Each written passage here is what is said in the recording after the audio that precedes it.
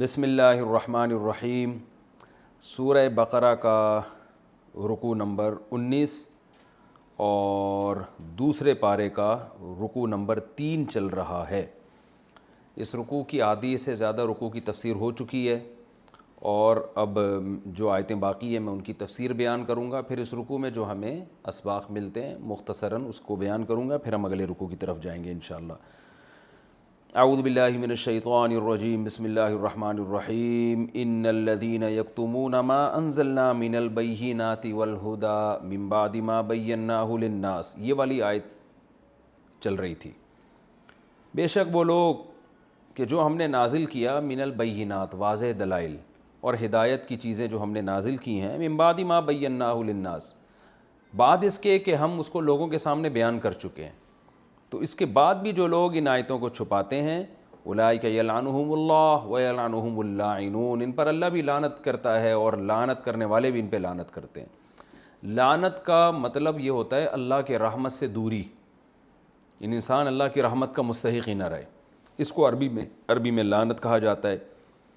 تو اس سے پہلے جو آیت تھی اس میں تھا کہ صفا اور مروہ شعائر اللہ میں سے ہے، تو اس میں یعنی کوئی جاہلیت کی رسم نہیں ہے یہ، اور اگر رسم ہے بھی تو غلط رسم نہیں ہے بلکہ صحیح رسم ہے۔ ابراہیم علیہ السلام کے بعد جب بھی حج ہوتا آ رہا ہے تو اس پر عمل ہوتا آ رہا ہے، تو اس لیے اس میں کوئی حرج نہیں ہے۔ اب دوبارہ اسی مضمون کی طرف رجوع کیا جا رہا ہے کہ یہود و نصارہ تحویل قبلہ کا حکم بھی چھپاتے تھے، رسول اللہ صلی اللہ علیہ وسلم کی نشانیاں بھی چھپاتے تھے، تو اللہ نے فرمایا کہ ہم نے جو بینات، واضح دلائل اسلام کے برحق ہونے کے اور سیدھا راستہ جو ہم نے نازل کیا ہے آسمان سے، حالانکہ ہم اس کو کتاب میں لوگوں کے لیے بیان بھی کر چکے ہیں تورات اور انجیل میں، تو وہ لوگ جو ان آیتوں کو چھپاتے ہیں اور ایسی نشانیوں کو چھپاتے ہیں ان پر اللہ کی لعنت اور لعنت کرنے والوں کی بھی لعنت۔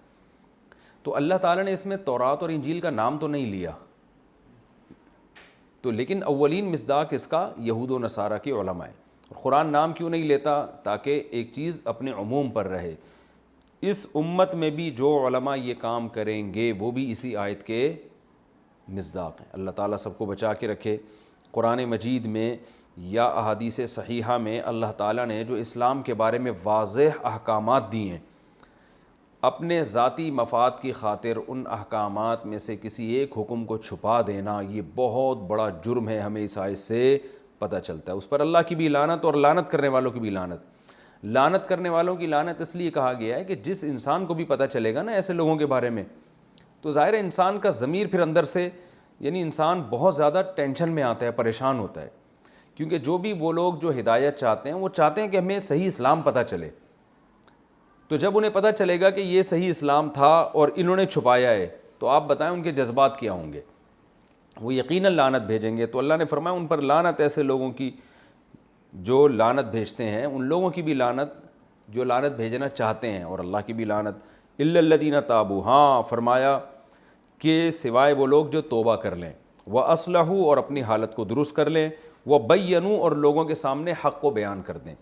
علماء کہتے ہیں کہ قرآن جب عوام کی توبہ کا ذکر کرتا ہے نا تو صرف الا الذین تابوا واصلحوا ذکر کرتا ہے۔ آپ قرآن میں کچھ آیتیں دیکھیں گے جن میں آتا ہے کہ الا الذین تابوا واصلحوا، جو توبہ کر لیں اور اپنے حالت کو درست کر لیں آئندہ کے لیے، تو اللہ معاف کر دے گا۔ لیکن یہاں بیان چل رہا ہے علماء کا، تو اس لیے اللہ نے توبہ کے لیے 3 شرطیں بیان کی۔ نمبر 1 توبہ کریں، توبہ کا مطلب اس گناہ کو چھوڑیں۔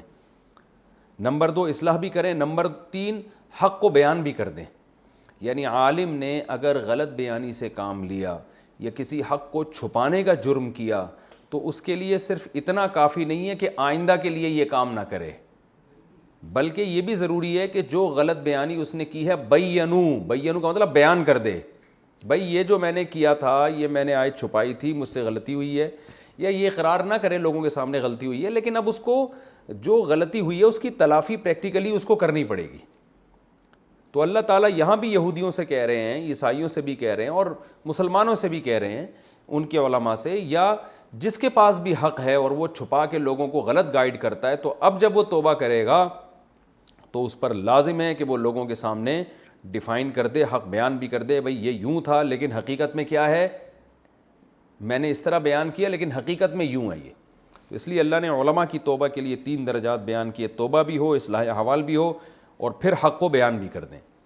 وہ بیان کیسے کریں گے؟ یہ زمانے کے حالات کے لحاظ سے حکمت اور مصلحت کے ساتھ کوئی بھی طریقہ اختیار کیا جا سکتا ہے، لیکن آپ کی وجہ سے جو غلط فہمی لوگوں کو پھیلی ہے، آپ ہی کے ذمے ہے آپ اس غلط فہمی کا ازالہ کریں، اور اس پر بہت کم لوگ اس معیار پہ پورے اترتے ہیں توبہ میں۔ ہمارے ہاں تو توبہ کے لفظ کو اتنا آسان بنا دیا، بس توبہ توبہ کر لو سب سیٹ ہو جائے گا، ایسا نہیں ہے۔ توبہ بھی ایک شرعی حکم ہے، اس کے بھی احکام ہیں۔ جیسے نماز صرف زبان سے نماز کہہ دیا تو تھوڑی ہو جاتی ہے، پوری تفصیل ہے، اس میں وضو ہے، اس میں قیام ہے، رکوع ہے، سجدہ ہے، کچھ چیزیں رکن ہیں وہ چھوٹیں گی تو نماز ہوگی نہیں، کچھ چیزیں واجب ہیں وہ چھوٹ گئیں تو سجدہ سہو سے نماز ہو جائے گی، بہت ڈیٹیل ہے اس میں۔ تو بالکل اسی طرح توبہ بھی ایک اسلام کا ایک حکم ہے، اس میں حقوق العباد کی توبہ کا کیا طریقہ ہے، حقوق اللہ کی توبہ کا کیا طریقہ ہے۔ کچھ توبہ ایسی ہیں جن میں صرف زبان سے کہہ دینا کافی ہے، کچھ توبہ ایسی ہیں جن میں قضا بھی ہے، ادا نہیں ہے تو پھر قضا کرنی پڑے گی، تو بہت اس کے بھی تفصیلی احکام ہیں۔ تو انہی میں سے ایک اللہ نے یہاں یہ بیان کیا ہے کہ آپ سے اگر جرم یہ ہوا ہے کہ آپ نے غلط بھی، چاہے عالم ہو یا غیر عالم بھی ہو، عالم کا ذکر اس لیے کہ سیاق و سباق میں بات علماء کی چل رہی ہے، لیکن آیت عام ہے، کوئی بھی شخص حق کو چھپائے گا، جس حق کی لوگوں کو ضرورت ہے اور چھپانے کا مقصد اس کے ذاتی مفاد ہیں اور اس کی وجہ سے لوگوں کو نقصان ہو رہا ہے، تو اب اس کی توبہ اس وقت تک قبول نہیں ہوگی جب تک اس حق کو لوگوں کے سامنے بیان نہ کر دے۔ فرمایا ان الذین کفروا وماتوا وهم کفار، اور وہ لوگ جو کافر تھے اور موت ہو گئی ان کی اس حال میں کہ وہ کفر ہی پہ موت ان کی ہوئی ہے، اولئک علیہم لعنت اللہ، ان پر اللہ کی لعنت اور فرشتوں کی اور تمام اور لوگوں کی، سب کی کیا مطلب؟ اللہ، فرشتے اور لوگ، ان سب کی اس پر لعنت۔ ظاہر ہے سب لوگوں کی لعنت نہیں ہوتی، تو سب سے مراد سب لوگ نہیں ہیں، بلکہ سب سے مراد یہ تینوں طبقے۔ تو لوگوں میں بھی جو حق کے متلاشی لوگ ہوتے ہیں ان کی بھی اللہ فرماتے ہیں ان کی بھی ان پر لعنت، خالدین فیہا، اس لعنت میں یہ ہمیشہ رہیں گے، یعنی اس لعنت پر جو اثر مرتب ہوگا وہ عذاب کا، تو اس میں یہ ہمیشہ رہیں گے۔ لا یخفف عنہم العذاب، ان سے عذاب میں کمی نہیں کی جائے گی، ولا ہم ینظرون، اور نہ ان کو مہلت دی جائے گی۔ تو اس سے صاف پتہ چلتا ہے کہ قرآن واضح لفظوں میں بیان کر رہا ہے کہ ایمان پر اگر کسی کی موت نہیں ہوتی ہے تو وہ جنت میں کبھی بھی نہیں جائے گا اور ہمیشہ ہمیشہ جہنم کی آگ میں رہے گا۔ اب یہ بھی ایک ایسا حکم ہے کہ جب آپ لوگوں کو بتاتے ہیں تو جو ہے نا، لوگ بعض دفعہ اسلام کا مذاق بھی اڑاتے ہیں کہ یار یہ کیا بات ہے کہ انہوں نے جنت مومنین کے ساتھ خاص کر لی ہے، لیکن اگر لوگوں کو یہ بات نہیں بتائی جائے تو یہ بھی آیتوں کو چھپانے کے مترادف ہے۔ تو جو اللہ کا حکم ہے وہ بہرحال اللہ نے بیان کر دیا کہ غیر مسلم کی مغفرت نہیں ہوگی۔ باقی کفر کہتے کس کو ہیں یہ ایک تفصیل ہے۔ کفر کا مطلب نبی صلی اللہ علیہ وسلم کی رسالت کی دعوت اس تک پہنچی ہو پھر اس نے انکار کیا ہو، اگر دعوت ہی نہیں پہنچی تو پھر وہ کافر نہیں ہے۔ یہ قرآن مجید میں اللہ کا ارشاد ہے وَمَا كُنَّا مُعَذِّبِينَ حَتَّى نَبْعَثَ رَسُولًا، ہم اس وقت تک عذاب نہیں دیتے جب تک رسول نہ پہنچا دیں۔ تو رسول سے مراد تمام علماء کا اجماع ہے رسول یا رسول کی دعوت، یعنی رسول کی دعوت کا پہنچنا بھی رسول کا پہنچنا ہی۔ دیکھیں ہم تک رسول نہیں پہنچے لیکن رسول کی دعوت پہنچی ہے، تو اللہ نہ کرے کوئی شخص جس تک رسول کی دعوت آج پہنچی ہے وہ انکار کر دے تو وہ کافر ہے۔ تو یہ مطلب نہیں ہے کہ رسول ہر ایک کے گھر جا کے ہر ایک سے برف سے نفیس ملوں، یہ مطلب نہیں ہے۔ اسلام کی دعوت پراپر طریقے سے پہنچ گئی ہے اور اس نے پھر غور و فکر کر کے ایمان قبول نہیں کیا تو اس پر پوری امت کا اجماعی عقیدہ انہی آیتوں کی روشنی میں کہ وہ جہنم کی آگ میں ہمیشہ ہمیشہ جلے گا۔ البتہ جس تک اسلام کی دعوت نہیں پہنچی اور ظاہر ہے اس سے اسلام کے بارے میں تو سوال نہیں ہوگا، لیکن کیا اللہ کے بارے میں اس سے سوال ہوگا؟ تو اس میں علماء کے بہت سارے اقوال ہیں۔ امام ابو حنیفہ کا جو مذہب ہے، جو ان کی رائے ہے اور بڑی مضبوط رائے ہے، وہ یہ ہے کہ اگر اس نے شرک کیا تھا، مثال کے طور پر ایک آدمی کسی ایسے ملک میں پیدا ہوتا ہے اس کو اسلام کا پتہ ہی نہیں ہے، تحقیق ہی نہیں ہے اس کو کچھ بھی اس بارے میں، اور ڈیٹیل بھی معلوم نہیں ہے اس کو پتہ ہی نہیں مذاہب کا، تو وہ یا ہم فرض کر لیتے ہیں جنگل میں رہتا ہے، ایک حبشی ہے بالکل، تو اب کیا ہوگا کہ اس سے کیا اللہ کے بارے میں سوال ہوگا؟ تو اس پر علماء کہتے ہیں، جو محقق علماء ہیں، کہ اگر اس نے شرک کیا ہے، پتھروں کو پوجا ہے، سورج کو پوجا، چاند کی عبادت کی، تو پھر قیامت کے دن اس سے سوال ہوگا اور شرک کی سزا میں وہ ہمیشہ جہنم کی آگ میں رہے گا وہ، اس لیے کہ اس کے لیے دعوت کا پہنچنا ضروری نہیں ہے۔ اتنی عقل اللہ نے ہر انسان کو دی ہے کہ اسے یہ پتہ چل سکتا ہے کہ جو بنی ہوئی چیز ہے، مخلوق ہے، وہ معبود نہیں ہو سکتی۔ تو اس لیے شرک کی سزا جو علماء کے جو صحیح قول کے مطابق اس کو ملے گی لازمی۔ تو یہ ہے، ہاں یہ ضروری ہے کہ اس کو اتنی مہلت ملی ہو، سوچنے کا ٹائم ملا ہو۔ مثال کے طور پر ایک آدمی بچپن میں ہی مر گیا تو بے شک وہ شرک کرتا تھا، لیکن بچپن میں انسان میں عقل نہیں ہوتی، تو بلوغت کے بعد اتنا ٹائم اس کو ملا ہو، اس کو کھوپڑی استعمال کرنے کا موقع ملا ہو کہ میں کیا کر رہا ہوں، تو اتنا موقع ملا ہو اس کو کہ جس میں وہ صحیح اور غلط میں تمیز کر سکتا تھا، اس کے باوجود نہیں کی تو وہ جہنم میں جائے گا۔ اور اگر وہ شرک نہیں کرتا تھا تو پھر دو طبقے ہوتے ہیں، یا تو توحید پرست ہوگا یا سرے سے اس کا کوئی نظریہ ہوگا ہی نہیں۔ تو علماء کہتے ہیں جو توحید پرست تھا وہ جہنم میں بہرحال نہیں جائے گا، اور وہ شخص جس کا کوئی نظریہ ہی نہیں تھا، نہ اسے توحید کا پتہ ہے نہ شرک کا پتہ ہے، تو اس کے بارے میں علماء خاموش ہیں کہ بعض کہتے ہیں جہنم میں جائے گا، بعض کہتے ہیں اس کے بارے میں ہمیں قرآن و سنت میں کوئی واضح نظیر ملتی نہیں ہے۔ تو بہت سے علماء، عرب علماء اس کے قائل ہیں کہ ایسے شخص کو قیامت کے دن امتحان میں ڈالا جائے گا، زندگی الگ سے اس کو قیامت کے دن دی جائے گی اور اس کو دونوں راستے دکھائے جائیں گے، اور پھر اس کو جیسے ہوتا ہے نا کہ بعض دفعہ ایمرجنسی میں بھی پیپر لیا جاتا ہے نا کسی سے کہ بھائی وہ پیپر سے رہ گیا تھا تو اب جو ہے وہ چلو بھائی اس کے لیے انتظام، یہ بیمار تھا یا کوئی مسئلہ تھا اس کے ساتھ، تو فوراً ابھی اس کو پیپر دو اور اس کے حساب سے دو، اتنا آسان بناؤ کہ یہ حل کرنا چاہے تو حل کر سکے، تو فوراً ہوتا ہے نا، اس طرح بھی انتظام ہوتا ہے کہ بھئی ابھی ہم آپ سے، بعض دفعہ ہمارے مدرسے میں ایسا ہوا کہ پیپر ہو ہی نہیں سکے تو پھر ہم نے طلبہ سے زبانی سوالات پوچھے ہیں، بھائی یہ پیپر کا ٹائم نکل گیا ہے، آپ بیمار تھے، آپ آ نہیں سکے تھے، ایمرجنسی ہے، تو مدرسے کی انتظامیہ نے بچے کو میرے پاس بھیج دیا کہ اب ریٹرن میں لینے کے بجائے ان کا آپ زبانی ٹیسٹ لے لیں اور دیکھیں یہ کتنے پانی میں ہے، تو اس کے حساب سے آپ اس کو نمبر دے دیں۔ تو کچھ ایسی سچویشن قیامت کے دن ہوگی، جو لوگ غفلت میں دنیا سے چلے گئے اور ان کے پاس دعوت بھی نہیں پہنچی، تو پھر ان سے قیامت کے دن اللہ تعالیٰ ان کو آزمائش کا موقع دے گا۔ لیکن ان تمام چیزوں میں کسی بھی چیز پر ہمارے پاس کوئی واضح دلیل موجود نہیں ہے۔ البتہ اتنی بات ہے کہ قرآن میں جگہ جگہ اللہ کا یہ ارشاد ہے، لا یظلم ربک احدا، تیرا رب کسی پہ ظلم اور زیادتی نہیں کرے گا، یعنی ظلم نہیں ہوگا۔ ایسا نہیں ہو سکتا کہ ایک آدمی کو بیچارے کو کچھ پتہ ہی نہیں تھا، یا اس کو موقع ہی نہیں ملا، یا اس کے پاس اتنی عقل ہی نہیں ہے حق اور باطل کو پہچاننے کی، اور اللہ بس کہے تو چونکہ مسلمان نہیں ہوا تھا، تو چونکہ ایمان نہیں لایا، تو اٹھا کے میں تجھے لازمی جہنم میں پھینکوں گا، ایسا نہیں ہے۔ تو قرآن میں اللہ نے صاف فرما دیا کہ تیرا رب کسی پہ ظلم زیادتی نہیں کرے گا، اور اس کو ظلم ہمارے حساب سے کہا گیا، ورنہ اللہ کو تو اختیار ہے۔ اس پر بھی اہل سنت والجماعت کا اجماع ہے کہ اللہ چونکہ حقیقی رب ہے، اگر وہ کسی کو بلا وجہ بھی تکلیف دے تو اس کو حق بہرحال حاصل ہے، وہ کسی کو بلا وجہ بھی اٹھا کے جہنم میں ڈال دے تو کسی کو اللہ کے خلاف کسی عدالت میں جانے کا رائٹ نہیں، اور اللہ کو یہ حق بھی حاصل ہے کہ وہ کرے گا، یعنی کر سکتا ہے اگر کرنا چاہے، اور وہ ظالم نہیں کہلائے گا۔ لیکن اللہ نے اپنے لیے ظلم کے وہی معیار متعین کر لیے جو انسانوں کے لیے ہیں۔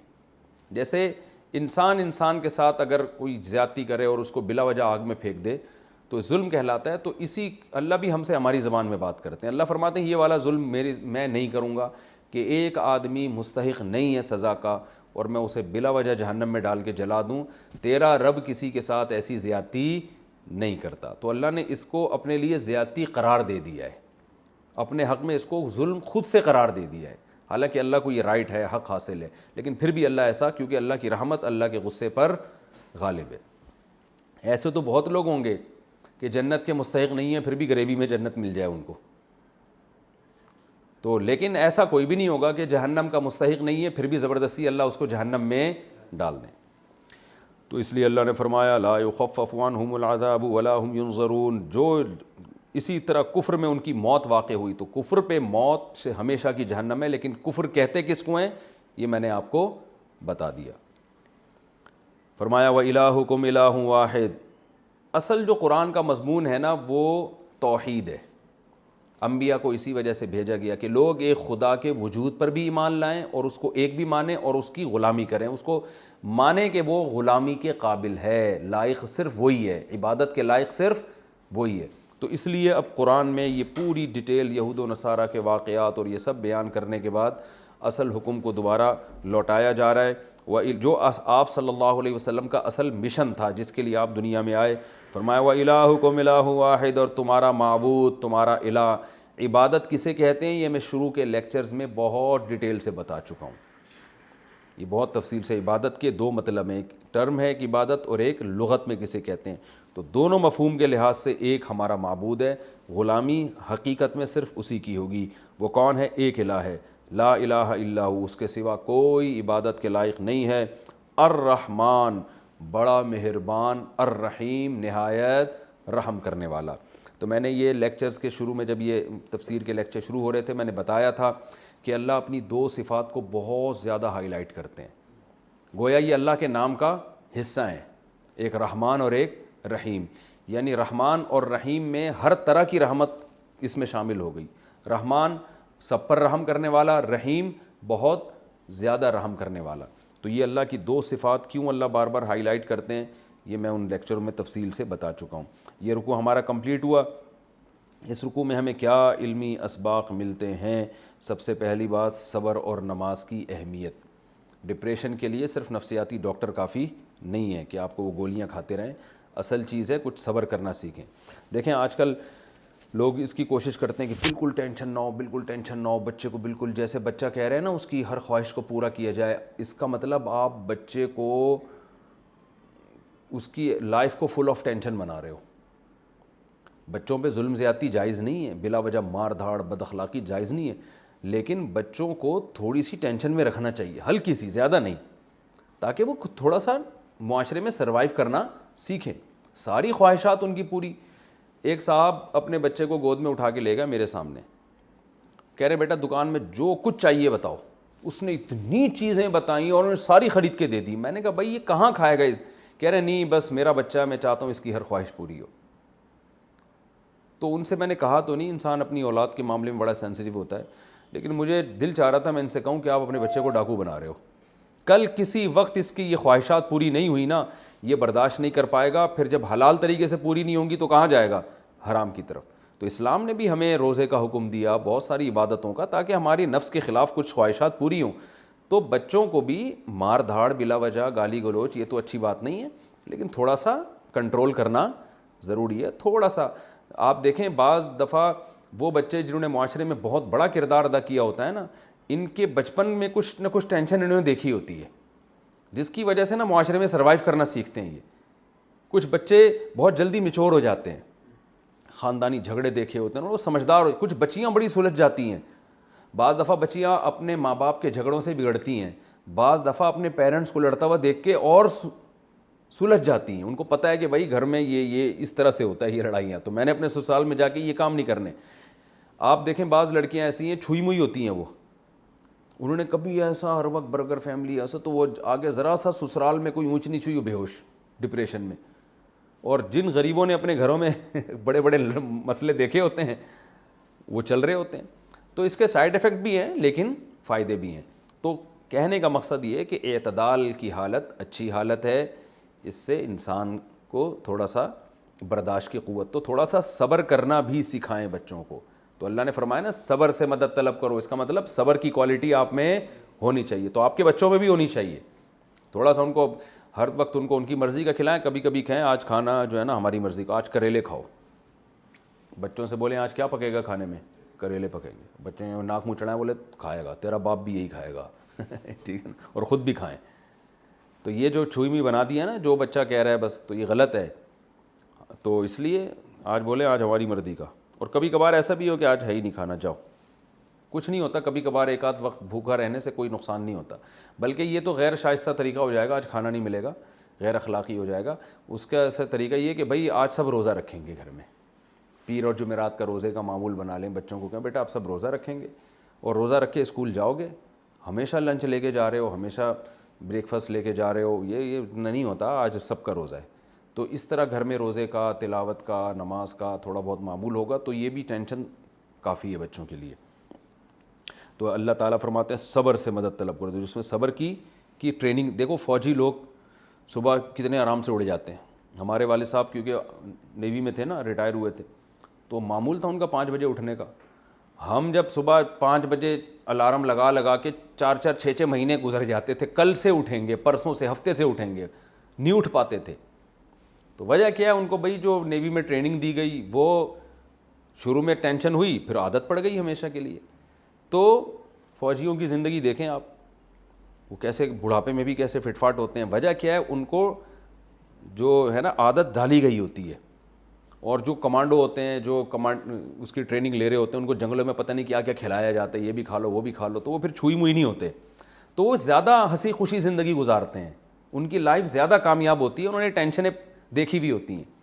تو کچھ نہ کچھ ٹینشن یہ ضروری ہے. بات زیادہ لمبی ہو گئی لیکن یہ اہم بات تھی اس لیے میں نے بتائی. اور اللہ نے فرمایا اس میں شہید کی, دوسرا ہمیں علمی نقطہ, شہید کی فضیلت. شہادت کی دعا مانگنا بھی سنت عمل ہے. اللہ نے فرمایا شہید کو مردہ نہ کہو. تو قرآن میں ایک اور مقام پر آتا ہے, یہاں تو اللہ نے فرمایا شہید کو مردہ مت کہو. ایک اور جگہ فرمایا سورہ آل عمران میں وَلَا تَحْسَبَنَّ الَّذِينَ قُتِلُوا فِي سَبِيلِ اللَّهِ أَمْوَاتًا. شہید کو مردہ سمجھو بھی مت, یعنی اس کو بڑی پیاری زندگی ملتی ہے. تو رسول اللہ صلی اللہ علیہ وسلم نے ارشاد فرمایا لَوَدِدتُّ أَنْ أُقْتَلَ فِي سَبِيلِ اللَّهِ ثُمَّ أُحْيَا ثُمَّ أُقْتَلَ ثُمَّ أُحْيَا ثُمَّ أُقْتَلَ ثُمَّ أُحْيَا ثُمَّ أُقْتَلَ. 4 دفعہ آپ نے فرمایا میری یہ خواہش ہے کہ میں اللہ کے راستے میں قتل کیا جاؤں, پھر زندہ کیا جاؤں, پھر قتل کیا جاؤں, پھر زندہ کیا جاؤں, پھر قتل کیا جاؤں, پھر زندہ کیا جاؤں, پھر قتل کیا جاؤں. قتل پہ ختم کیا. یعنی شہادت اتنی پیاری چیز ہے کہ ایک دفعہ کی شہادت میں مزہ نہیں ہے, یہ ایسا زبردست کام ہے کہ بار بار ملنی چاہیے یہ شہادت. حدیث میں آتا ہے رسول اللہ صلی اللہ علیہ وسلم نے فرمایا کہ جنتی جب جنت میں چلے جائیں گے, شہید بھی, تو اللہ تعالیٰ سب سے پوچھیں گے تمہیں کسی چیز کی خواہش ہے؟ وہ کہیں گے اللہ تو نے ہمارے چہروں کو سفید کر دیا, تو نے ہمیں سب کچھ دے دیا, ہمیں کیا چاہیے؟ جب بار بار اللہ پوچھیں گے تو شہید کہے گا کہ اللہ اگر تو میری خواہش پوری کرنا چاہتا ہے تو ایک خواہش ہے, وہ یہ ہے کہ مجھے دنیا میں دوبارہ بھیج اور پھر دوبارہ مجھے اپنی راہ میں قتل کر دے. میں یہ چاہتا ہوں مجھے یہ دوبارہ شہادت کا عہدہ ملے. تو آپ اندازہ لگاؤ کیا نعمت ہے. اس لیے کہ نبی صلی اللہ علیہ وسلم نے فرمایا کہ وہ جو کرامت دیکھے گا نا کہ شہادت کے وقت اس کا جو اللہ کی طرف سے اعزاز و اکرام ہوا تھا, وہ پروٹوکول اس کو یاد رہے گا کہ وہ پروٹوکول مجھے دوبارہ چاہیے. تو اس لیے اسلام میں شہادت کوئی معمولی درجہ نہیں ہے, معمولی موت نہیں ہے, بہت مبارک موت ہے یہ. تو اس کے لیے پیغمبروں نے دعائیں مانگی ہیں, تو ہمیں بھی اپنی دعاؤں کا حصہ بنانا چاہیے. اور پھر اس کے لیے ذہنی طور پر, جسمانی طور پر تیار بھی رہنا چاہیے. وہ ایک مولوی صاحب کا واقعہ بیان کرتا ہوں نا کہ حلوے مانڈے, بدعتی مولوی تھے, حلوے مانڈے بہت کھاتے تھے, شہادت کی دعا مانگتے تھے. تو کسی نے کہا آپ میدان جہاد میں تو جاتے نہیں ہو, کیا حلوے میں کوئی بم رکھ کے دے گا آپ کو کیا؟ تو اس کے لیے بھائی تھوڑا سا ایکسرسائز کرنی چاہیے. اور اگر کوئی فوج میں جا سکتا ہے, اس کو اللہ نے صلاحیت دی ہے, تو اس جذبے سے فوج میں جائے, اسلامی ملک کی فوج میں, کہ میں اپنے ملک کا دفاع کروں گا, اپنی قوم کا دفاع کروں گا. تو صرف زبانی دعویٰ کافی نہیں. اور اگر کوئی نہیں جا سکتا یا دوسرے کام اس کے بہت ہیں, تو ویسے اللہ سے دعا مانگ لے کہ اللہ اگر کبھی جنگ کا موقع چھڑتی ہے کوئی اسلام اور کفر کی اور اہل باطل اور اہل حق کی, تو ایسے موقع پہ مجھے اہل حق کا ساتھ دینے کی توفیق عطا فرمانا. جنگ کی تمنا جائز نہیں ہے, حدیث میں آتا ہے, صحیح بخاری کی حدیث ہے لا تتمنوا لقاء العدو, دشمن سے لڑائی کی تمنا مت کیا کرو, دعائیں مت مانگو اللہ جنگ چھڑوا دے. ہندوستان پاکستان بہت دنوں سے تمیز سے بیٹھے ہوئے ہیں, کوئی لڑائی نہیں ہوئی, اللہ پھڈا کروا دے اور پھر مجھے میدان میں بھجوا دے اور پھر مجھے شہید کروا دے. ایسا نہیں ہے. حدیث میں آتا ہے امن مانگا کرو اللہ سے. فرمایا لیکن اگر اللہ کی طرف سے مقدر ہو جائے جنگ, فَإِذَا لَقِيتُمْ فَاصْبِرُوا, پھر صبر سے کام لو. وَاعْلَمُوا أَنَّ الْجَنَّةَ تَحْتَ ظِلَالِ السُّيُوفِ, اور یقین کر لو جنت تلواروں کے سائے میں ہے. توپوں کی گھن گرج کے تحت اللہ نے, تلوار تو ایک کنایا ہے نا, تو یہ بڑی پیاری حدیث ہے. تو اس لیے جنگ کی کبھی تمنا نہیں کرنی چاہیے, ہمیشہ صلح کے راستے کو اختیار کرنا چاہیے. لیکن اگر مسلط ہو جائے تو پھر آپ صلی اللہ علیہ وسلم نے فرمایا ثابت قدمی سے, اور پھر شہادت کی دعا بھی مانگنی چاہیے انسان کو. اچھا, یہ ہمیں دوسرے علمی نقطے کی بات پتہ چلتی ہے. تیسری بات, اللہ نے فرمایا ہم تمہیں آزمائیں گے خوف کے ذریعے, بھوک کے ذریعے, مالوں کی کمی, جانوں کی ہلاکتیں, پھلوں کی کمی. تو بہت سے لوگ جب پریشانیاں آتی ہیں نا تو کہتے ہیں اللہ ہم سے ناراض ہے. تو یہ ضروری نہیں ہے بھائی اللہ آپ سے ناراض ہو. پھر وہ ناراضی کی وجہ سمجھ میں نہیں آتی، تو پھر بجائے اس کے کہ اپنے اعمال درست کریں عاملوں کے پاس چلے جاتے ہیں، تو یہ بھی غلط ہے۔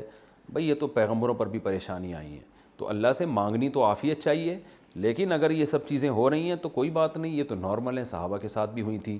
تو ہمیں اس موقع پر کیا کرنا ہے؟ وَبَشِّرِ الصَّابِرِينَ، اللہ فرماتے ہیں میں صبر کرنے والوں کے ساتھ ہوں، صبر کرنے والوں کو خوشخبری دے دیں۔ صبر کے کیا فضائل ہیں یہ میں بیان کر چکا ہوں، اور یہ دعا پڑھنی چاہیے، اِنَّا لِلَّهِ وَإِنَّا إِلَيْهِ راجعون، اے اللہ ہم تیرے غلام ہیں اور تیری طرف لوٹ کے جانا۔ اس سے انسان کو تسلی ملتی ہے، اور یہ ہر مصیبت پہ، بڑی مصیبت پہ بھی اور چھوٹی بھی۔ ہم نے علماء کو دیکھا ہے بیٹھے ہیں، لائٹ چلی گئی تو ایک ٹینشن ہوتی ہے، تو اس پہ بھی یہ پڑھتے تھے اِنَّا لِلَّهِ وَإِنَّا إِلَيْهِ راجعون۔ اس کو عربی میں کہتے ہیں استرجاع، حدیث میں آتا ہے فاسترجع، استرجاع یعنی اِنَّا لِلَّهِ وَإِنَّا إِلَيْهِ راجعون پڑھا، تو اِنَّا لِلَّهِ وَإِنَّا إِلَيْهِ راجعون پڑھنے کو کیا کہا جاتا ہے عربی میں؟ استرجاع، باب استفعال سے استرجاع، یہ ایک ٹرم ہے، یعنی فلاں شخص نے اِنَّا لِلَّهِ وَإِنَّا إِلَيْهِ راجعون پڑھا تو ہم کہیں گے استرجع فلان، فلاں نے یہ الفاظ پڑھے۔ یہ خوشی کی چیزوں پہ نہیں پڑھنا چاہیے، ہے تو دعا، شادی ہو گئی اب کہہ رہے ہیں اِنَّا لِلَّهِ وَإِنَّا إِلَيْهِ راجعون، بات تو صحیح ہم نے اللہ کی طرف جانا ہے، لیکن یہ موقع ٹھیک نہیں ہے۔ اچھا، اس سے ہمیں اور کیا پتہ چلتا ہے؟ اور ایک علمی نکتے کی بات، حق کو چھپانا کتنا بڑا جرم ہے۔ تو یاد رکھیں حق کو چھپانا جب جرم ہے جب حق کو چھپانے میں آپ کا کوئی ذاتی مفاد ہو، لالچ ہو، لوگوں میں عزت چاہتے ہو اس لیے چھپا رہے ہو۔ حق کو اگر اس لیے چھپا رہے ہو کہ حق بیان کرنا اس وقت مصلحت کے خلاف ہے، تو پھر چھپانا نہ صرف جائز ہے بلکہ واجب ہے۔ بعض دفعہ حق کو اس لیے چھپایا جاتا ہے کہ سامنے والے کا مینٹل لیول اتنا نہیں ہے کہ وہ حق کو سمجھ سکے، ہر بات ہر ایک کے سامنے بیان کرنے کی نہیں ہوتی۔ اس پر میں نے پورا ایک بیان بھی کیا تھا نا کہ حضرت موسیٰ علیہ السلام سے فرعون نے پوچھا کہ وہ پہلے جو لوگ شرک پہ مر گئے ان کا کیا ہوگا، حضرت موسیٰ نے فرمایا اللہ ہی جانتا ہے کیا ہوگا بھائی، ٹھیک ہے نا، کیونکہ وہ ڈیٹیل میں جاتے ہیں تو بحث کا رخ چینج ہو جاتا۔ تو حق کو چھپانا اگر کسی مصلحت سے ہے تو ایک الگ بات ہے، صحیح جائز مصلحت سے، لیکن اگر اپنے مفاد کے لیے جیسے کہ یہود و نصارہ چھپاتے تھے اور آج بھی بہت سے لوگ باطل علماء جو ہیں وہ چھپاتے ہیں، تو پھر اس کی یہ وعید ہے۔ تو یہ اس رکوع کا خلاصہ تھا، تفسیر تھی۔ اب ہم انشاءاللہ اگلے رکوع کی طرف چلتے ہیں۔ اب ہم پڑھتے ہیں انشاءاللہ سورہ بقرہ کا رکوع نمبر 20 اور دوسرے پارے کا رکوع نمبر 4۔ اس کا پہلے لفظی ترجمہ ہوگا، مختصر گرامر ہوگی، پھر اس کی تفسیر، اور اس میں جو ہمیں کچھ علمی نکتے کی باتیں پتہ چلتی ہیں، اسباق ملتے ہیں، وہ انشاءاللہ بیان ہوں گے۔ فرمایا ان فی خلق السماوات والارض، بے شک آسمانوں اور زمین کے پیدا کرنے میں، خلق کا معنی پیدا کرنا، ورب یہ، واختلاف اللیل والنہار، لیل اور نہار کے اختلاف میں، رات اور دن کے اختلاف میں۔ اختلاف دو طرح کا ہوتا ہے رات اور دن میں، بعض دفعہ راتیں لمبی اور دن چھوٹا، بعض دفعہ دن لمبے اور راتیں چھوٹی، یہ بھی اختلاف ہے، ایک حالت پہ رہتے نہیں ہیں۔ اور اختلاف میں یہ بھی ہے کہ کبھی رات ہوتی ہے اور بدل کے وہ دن میں تبدیل، اور کبھی دن ہوتا ہے بدل کے وہ رات میں تبدیل، یعنی عدل بدل کے آنا ان کا۔ تو یہ دونوں چیزیں اس میں داخل ہو سکتی ہیں کہ رات اور دن کے بدلنے میں۔ والفلک التی تجری فی البحر، فلک کہتے ہیں کشتی کو، اور وہ کشتی جو سمندر میں چلتی ہے، اس میں سمندری جہاز بھی داخل ہیں، جو بھی سمندر میں چلنے والی چیزیں ہیں نا وہ سب فلک میں آتی ہیں۔ جو کشتیاں سمندر میں چلتی ہیں، تجری، جرا یجری کا معنی جاری ہونا، اصل میں تھا تجریو، تضربو کی طرح، یضربو یضربانی یضربونا، تضربو تضربانی یضربنا، تو تضربو تجریو، جاری ہوتی ہیں، فی البحری، سمندر میں، بیما، ان چیزوں کے ساتھ چلتی ہیں، ینفع الناس، جو لوگوں کو فائدہ پہنچاتی ہیں، یعنی تجارت کے ساتھ۔ تو سمندری تجارت کا اللہ نے قرآن میں بہت زیادہ ذکر کیا ہے۔ وما، اور اس چیز میں، انزل اللہ من السماء، جو اللہ نے آسمان سے اتارا، من السماء یعنی پانی۔ تو ان تمام چیزوں میں کیا ہے؟ اچھا، اس پانی سے کیا کیا؟ احیا یحیی احیاء، اکرما یکرم اکرامن کی طرح۔ پھر اس پانی سے اللہ تعالیٰ نے الارض، زمین کو زندہ کر دیا، اس میں طرح طرح کے نباتات اگائے۔ بعد موتھا، اس زمین کے مردہ ہونے کے بعد، کچھ بھی نہیں تھا، پانی برسا کے زندہ کر دیا. وبثا، بثا اصل میں تھا بثاثا یبثثو، نصر ینصرو کی طرح، اس کا معنی ہوتا ہے پھیلانا. ہم نے سورہ القاریہ میں پڑھا ہے نا، یوم یکون الناس کالفراش المبثوث، مقتول کی طرح پھیلے ہوئے. تو بثا کا معنی پھیلانا. وبث فیہا، اور پھیلا دیے اس نے زمین میں، من کل دابہ، ہر طرح کے جانور. دابہ اصل میں کہتے ہیں، یہ کیا لفظ ہے، اصل میں تھا دابابا یدببو، نصر ینصرو کی طرح. دابابا یہ ہوتا ہے زمین پہ رینگنا، اصل میں اس کا اطلاق ہوتا ہے کس پر، رینگنے والی چیزیں. لیکن دوسرے درجے میں ہر چلنے والی چیز کو بھی دابہ کا یعنی دبا یا دبو سے تعبیر کیا جاتا ہے.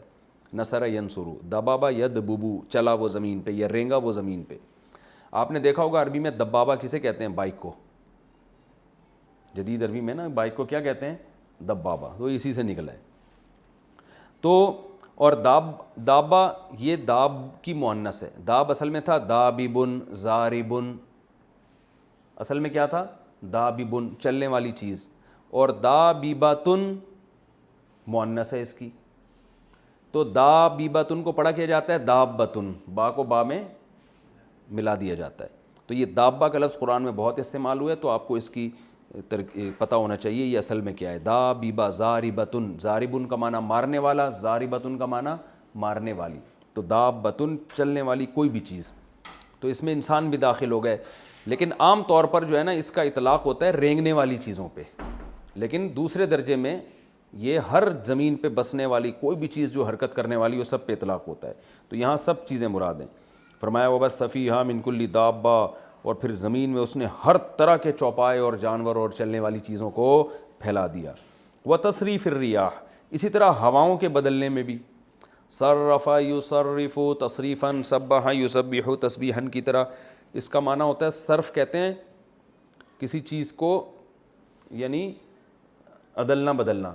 یہ جو ہم صرف پڑھتے ہیں نا، ضربا ضربا ضربو، اس گردان کو بھی صرف کہتے ہیں، کیونکہ آپ پھیر رہے ہوتے ہیں نا ایک لفظ دوسری طرح، پھر دوسرا تیسری درجے میں، تو پھیر پھیر کے آپ نے پورا حشر نشر کر دیا ہوتا ہے. تو تصریف کا معنی بھی یہی ہے، ایک چیز کو پھیرنا، چلانا. ریح ہوا کو کہتے ہیں، ریاح اس کی جمع آتی ہے. تو اللہ فرماتے ہیں وہ تصریف الریاح، اور ہواؤں کے چلانے میں، والسحابی، اور بادلوں کے چلانے میں بھی، یا بادلوں میں بھی. سحاب بادل کو کہتے ہیں، وہ بادل المسخری جو مسخر ہیں، بین السماء والارض، آسمان اور زمین کے درمیان. آسمان ہر وہ چیز جو آپ سے بلند ہو، عربی میں اس کو بھی آسمان کہا جاتا ہے. تو یعنی بلندی اور زمین کے درمیان جو بادل ہیں. تو اب دیکھیں اس کو، آیت کو صحیح طرح سمجھیں دوبارہ، کہ بے شک آسمانوں اور زمین کے پیدا کرنے میں، دن اور رات کے عدلنے بدلنے میں، اور اس کشتی میں جو سمندر میں چلتی ہے، ان چیزوں کے ساتھ جو لوگوں کو نفع پہنچاتی ہیں. اسی طرح آسمان کے پانی برسانے میں، یعنی اس پانی میں جو اللہ نے آسمان سے برسایا، اور پھر اس کے ذریعے زمین کو مردہ ہونے کے بعد زندہ کیا، اور پھر زمین میں ہر طرح کے جانور اور چیزیں پھیلا دی، مخلوق پھیلا دی. اسی طرح ہواؤں کے چلانے میں، اور اس بادل میں جو آسمان اور زمین کے درمیان مسخر ہے. ان تمام چیزوں میں کیا ہے، یہ اب آ رہا ہے آگے. لآیاتن، بہت سی نشانیاں ہیں، لقوم، ایسی قوم کے لیے، یعقلون، جو عقل سے کام لیتے ہیں، ان میں بڑی نشانی ہے. اچھا آپ حیران ہوں گے، میں نے ترجمہ میں کہا لآیاتن، لام تاکید کے لیے، آیاتن آیتن کی جمع ہے. تو بہت سی نشانیاں کا ترجمہ میں نے کہاں سے کیا؟ میں نے آپ کو بتایا تھا کہ تنوین جب آتی ہے نا، تو اس میں کیا لگتا ہے، چند، کچھ، ایک، اس طرح کا لفظ لگتا ہے نا. تو یہ اس لیے لگاتے ہیں کہ تنوین جو ہے نا، بسا اوقات کسی چیز کی قلت یعنی کمی کو بیان کرنے کے لیے ہوتی ہے. جیسے میں کہتا ہوں رأیتو رجالن، میں نے چند لوگ دیکھے. لیکن سیاق و سباق بعض دفعہ یہ بتاتے ہیں کہ یہاں تنوین کمی کے لیے نہیں بلکہ اضافے کے لیے، کسی چیز کو بڑھا کے بیان کرنے کے لیے. اس کو کہتے ہیں تنوین تعظیم کے لیے یا تکثیر کے لیے، کثرت. تو یہ سیاق و سباق سے ہمیں پتہ چلتا ہے. تو پھر یہاں چند نہیں بلکہ ہم یہ بہت سی. نارملی تو ہم یہی لگائیں گے چند، لیکن جب سیاق و سباق سے پتہ چل رہا ہو کہ اگر ہم یہ چند لگائیں گے تو یہ کلام میں بلاغت پیدا نہیں ہوگی، تو یہی تنوین پھر تکثیر کا فائدہ دے رہی ہوتی ہے. تبھی جو بلاغت کی کتابیں ہیں نا ان میں لکھا ہوا ہے کہ تنوین قلت کا فائدہ بھی دیتی ہے، یعنی تنوین سے قلت بھی پیدا ہوتی ہے اور کثرت بھی اسی تنوین سے پیدا ہوتی ہے. جیسے قرآن میں اس کی مثال ملتی ہے سورہ عبس میں، وجوہ یومئذ مسفرہ، وجوہ، تو ہم وہاں یہ نہیں کریں گے چند چہرے اس دن ایسے ہوں گے، وجہ کی جمع وجوہ آتی ہے، ہم یہ نہیں ترجمہ کریں گے کہ چند چہرے اس دن ایسے ہوں گے جو روشن ہوں گے، ووجوہ یومئذ علیہا غبرۃ، اور چند چہرے ایسے ہوں گے جن پر غبار ہوگا. تو چند نہیں، ظاہر ہے پھر ترجمہ ہی غلط ہو جائے گا نا، چند تو اتنے تو لوگ دنیا آخرت میں زندہ ہوں گے دوبارہ، وہ چند تھوڑی ہوں گے. تو وہاں ہم وجوہ میں جو تنوین ہے یعنی دو پیش، اس کا ترجمہ ہوگا بہت سے چہرے، بہت سے چہرے اس دن روشن ہوں گے اور بہت سے چہرے اس دن ایسے ہوں گے کہ ان پر غبار ہوگا، خاک آلودہ ہوں گے. تو یہاں بھی ایسا ہی ہے.